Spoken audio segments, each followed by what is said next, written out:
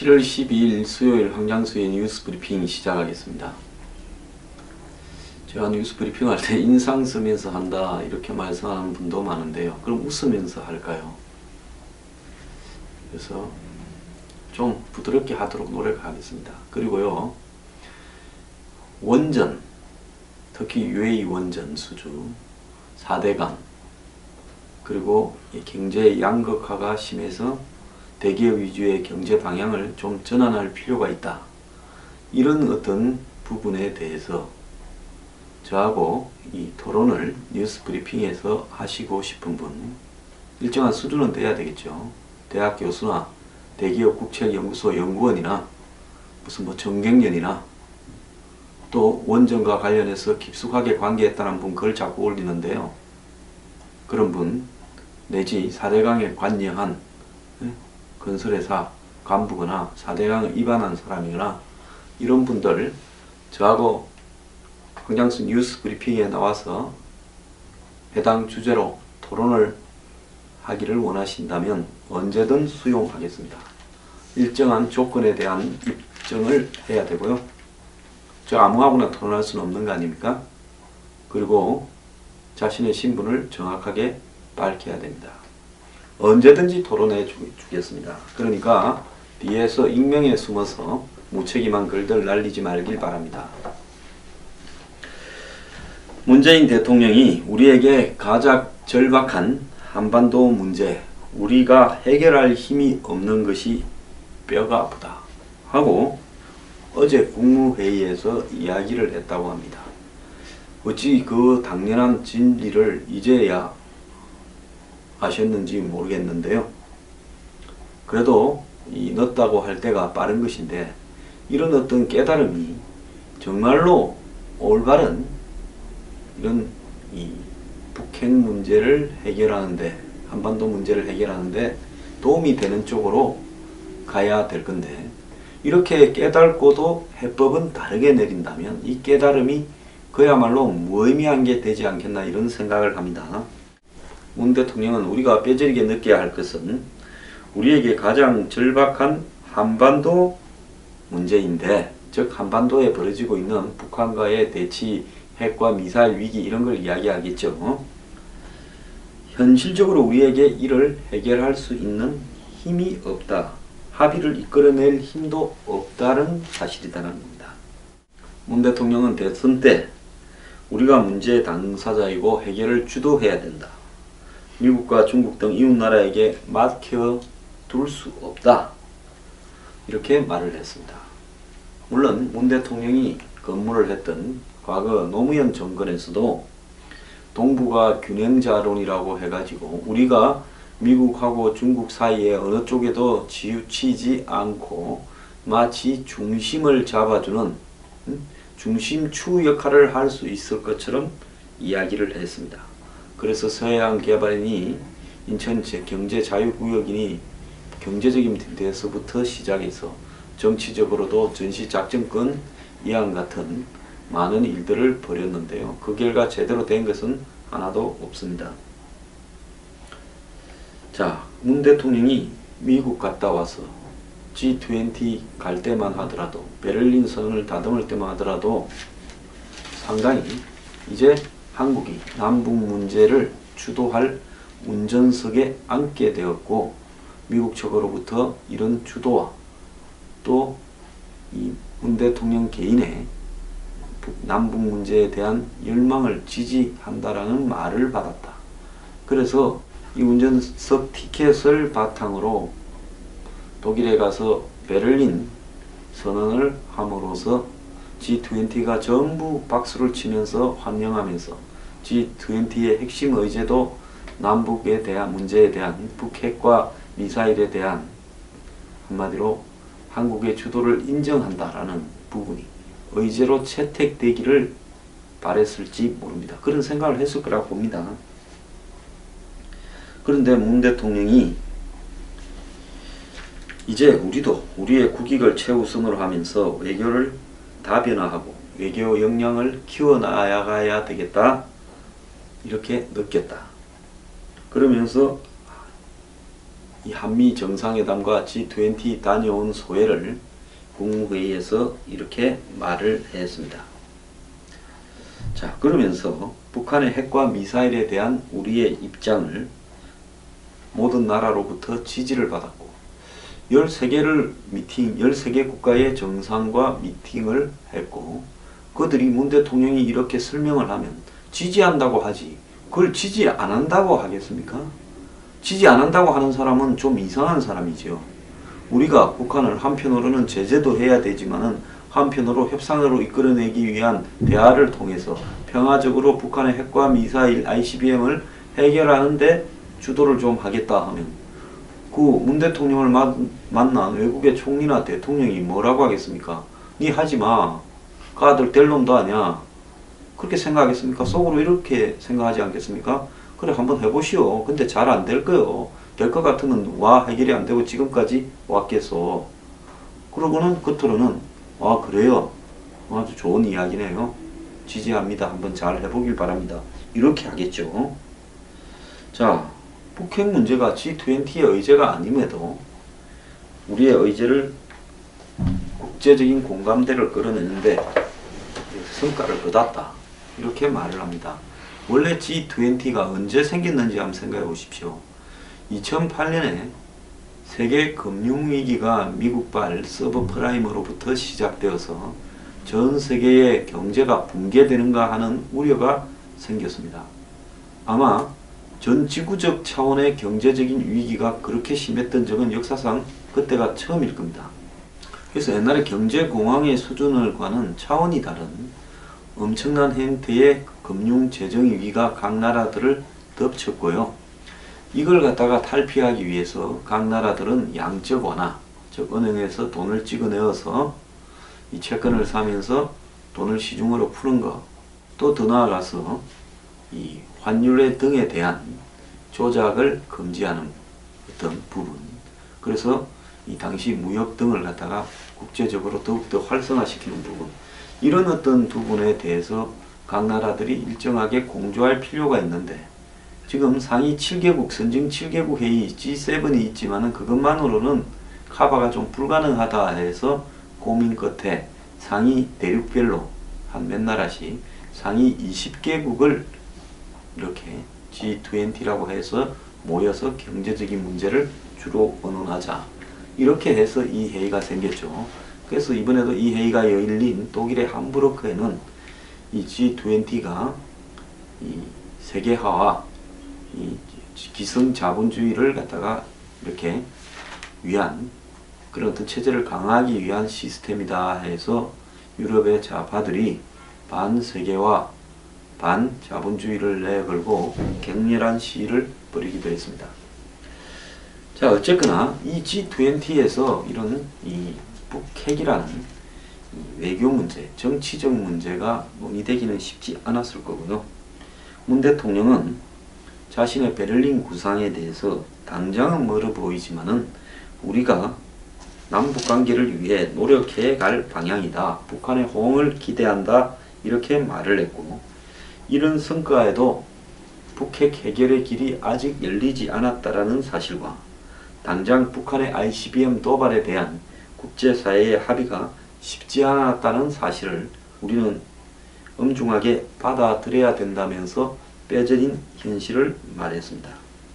문 대통령 이번 G20 회담에서 각국의 정상을 만날 때마다 이 북핵 문제를 G20 정상회담 최종 선언에 이렇게 포함시켜 달라고 요청을 했지만 중국과 러시아의 반대로 무산되었고 결국 이번 G20에서는 대북 제재를 놓고 한미 일가 중러가 대립을 하는 상황 속에서 우리는 어정쩡하게 끼어 있는 모습을 노출했을 뿐입니다.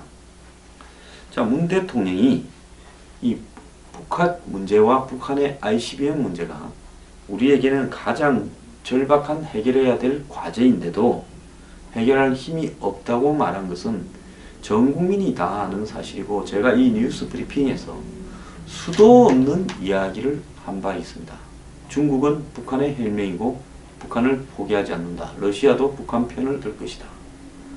그리고 미국과 일본은 이 문제를 가지고 한마디로 북한의 핵 ICBM 보유를 인정해 줄 의사가 없다. 그렇다면 미국은 당장은 전쟁을 하거나 북한을 선제 폭격할 의사도 없으니 제재와 압박으로 북한을 해결해 가려 그러는데, 한국이 내놓은 제재와 대화 배경이 과연 북한 측에 먹혀들겠느냐. 또 한국 측에서 일각에서 이야기한 북한의 도발 중단과 한미연합 군사훈련 중단이나 미국의 전략적 자산 무기들을 축소시키는 부분이 이렇게 가능하겠느냐. 그건 불가능한 이야기다. 우리가 어느 쪽인지 한쪽 편을 갖다가 선택해야 될 상황일 수밖에 없고, 그렇다면 우리가 전통적인 동맹hel맹과 같이 갈 수밖에 없다라는 겁니다. 그리고 여기에서 가장 결정적인 것은 떡 줄 사람이 중요한데, 떡을 지금 손에 가지고 있는 핵과 미사일이라는 떡을 양손에 쥐고 있는 사람은 북한입니다. 떡 줄 사람이 생각하지 않는데, 우리가 김치국부터 마셔서 북한을 우리가 협상으로 끌고 나오겠다고 그 티켓을 산 것이, 그게 한 번이라도 이렇게 성사될 수 있는 티켓이겠는가, 아니면 애초부터 앉을 수 없는 부도나 티켓이겠는가. 이 문제에 대해서 생각을 좀 해볼 필요가 있었죠. 자, 결국은 이 북핵과 ICBM을 둘러싸고 이 문제가 북한의 핵과 ICBM의 철회나 비핵화나, 또 더 나아가서 중국과 러시아가 미국과 일본과 더불어서 4대 강국이 한국이 주도해서 평화적으로 이 문제를 해결하는 부분에 기회를 주지 않는다는 겁니다. 그래서 우리 힘의 한계도 분명히 알았고, 또 우리가 누가 적이고 누가 동지인지도, 또 북한이 무슨 생각을 하고 있는 것인지도 이제 알았다면, 이제 여기에서는 문 대통령이 현실적인 이 한반도 현실에 대한 인식을 하고, 이제 그 해결 방안도 현실적으로 마련해야 된다는 겁니다. 그렇다면 이 현실적인 인식을 한다면 남북 관계를 주도해서 북한의 비핵화를 이루고 거기에 4대 강국의 합의를 이끌어낸다라는 것이 북한이나 중국, 러시아의 반대로 사실상 이루기가 어려운 불가능한 목표라는 것. 그들은 그들이 바라는 대가와 이 청구서가 있습니다. 그러면 문 대통령 말대로 비핵화를 대화로 이끌어내서 그걸 관철시키고 협상이 진행된다는 것은 그들이 요구하는 청구서에 선 사인을 해야 된다는 겁니다. 우리가 호텔에 들어갈 때 호텔 가격이 1박에 얼마다라고 합의하고, 그 다음에 호텔 키를 받지. 호텔 키를 받아서 하루 생활을 하고 다음날 체크아웃을 할 때 비용이 얼마냐고 서로 협의하는 일은 없지 않습니까? 단 한 명도 그런 사람은 없을 거라고 보고 있습니다. 자, 사전에 예약하는 단계에서부터 호텔이 얼마다라고 하고, 호텔에 아마 예약 없이 한번 가보면 엄청난 가격을 부른다는 걸 알게 될 겁니다. 그렇기 때문에 결국은 우리가 예약 단계에서 이 북핵을 해결하는 데 들어갈 코스트가 얼마인지 이렇게 알고, 그래서 그것이 우리가 수용 가능한 것인지 불가능한 것인지를 판단해서 이 비핵화라는, 북한의 비핵화라는 호텔에 들어갈 것인지 말 것인지를 판단해야지 좀 더 진행이 되어서 우리가 전 세계에 북한의 비핵화를 대화로 해결하고 있다고 할 거라고 떠버려 놓고 이 국민들한테도 전부 그렇게 해놓고 나중에 아무것도 되지 않고 엄청난 청구서에만 이렇게 미국으로부터 오는 청구서, 중국으로부터 오는 청구서, 북한으로부터 오는 청구서 등을 앞에 놓고 어찌할 바 모르는 신세가 될 수 있지 않을까, 저는 매우 우려합니다. 자, 그나마 문 대통령이 한미일 이 3국 회의에서 북한에 대한 공동 성명을 채택하고 시진핑한테 북한 문제에 대해서는 한국이 한미일 동맹으로 갈 수밖에 없다고 말을 한 부분은 현실적으로 이렇게 잘 판단한 부분이라고 봅니다. 자, 우리가 이 사람이 망신을 안 당하고 살려면 자신의 처지를 정확하게 이해하는 것이 중요합니다. 그래야 남이 나를 어떻게 바라볼까, 이런 부분에 대한 계산도 설 수 있다고 보는 겁니다. 그래서 지금 한국의 현실에서 4대 강국이 이 문제에 대해서 각자 어떻게 느끼고 있고 북한은 뭘 느끼고 있다. 그렇다면 여기서 우리가 같이 갈 수밖에 없는 사람은 누구고, 또 우리가 어쨌든 겉으로는 좋게 지내더라도 결정적일 때는 우리 편을 안 들 사람이 누구고, 중국은 무엇 때문에 사드 철회를 걸고 넘어지고 있는가, 이런 부분에 대한 정확한 인식이 필요하다는 겁니다. 오늘 한 신문에 인터뷰를 한 존 매큐 전 미국 육군성 장관은요,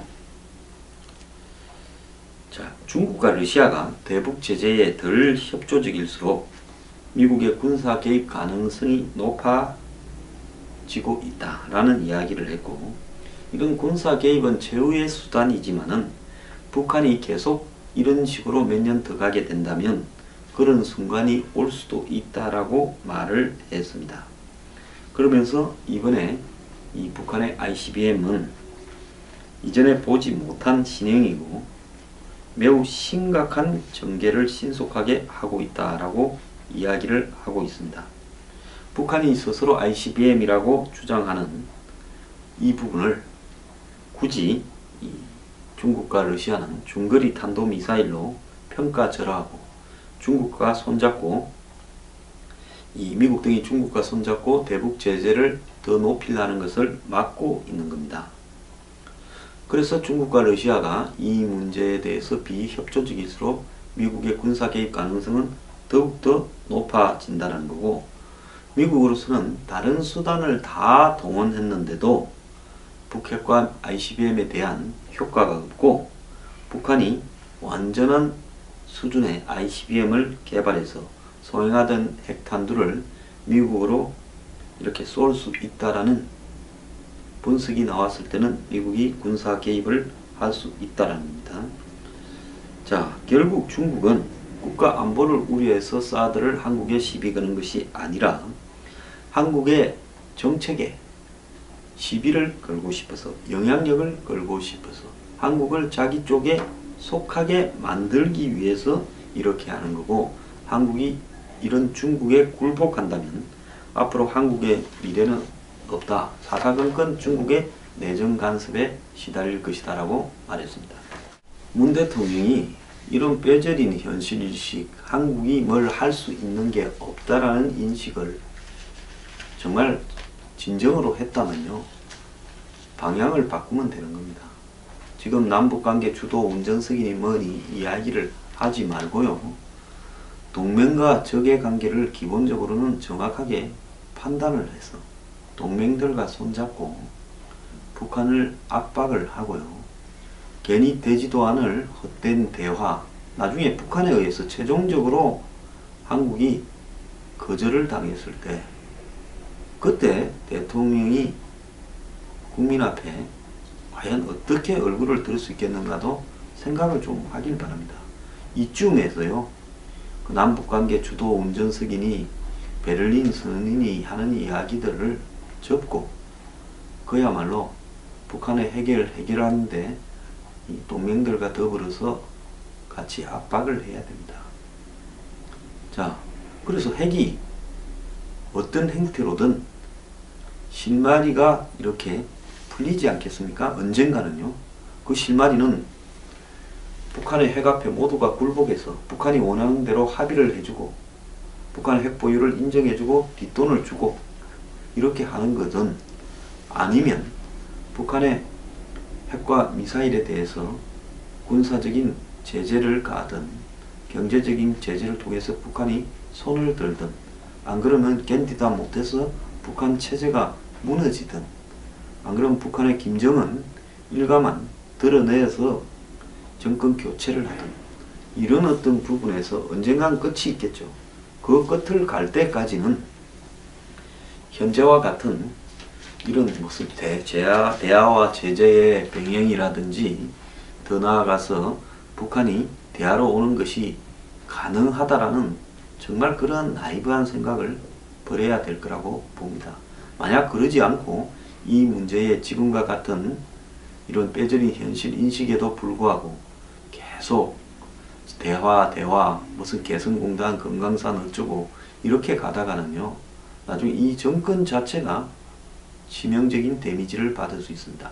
북한이 결국 레드라인을 넘어서 최종적으로 소형하던 핵탄두를 완벽한 ICBM에 실어서 미국에 보낼 순간이 되었을 때 한국 너네는 지금까지 뭘 했냐라는 북한에 대한 일종의 책임론에도 부딪힐 수 있고요. 국민들에 의한 정권의 불신도 초래할 수 있다는 걸 알아야 될 겁니다. 늦기 전에요. 빼저린 현실인식을 했다면 방향을 바꾸기 바랍니다.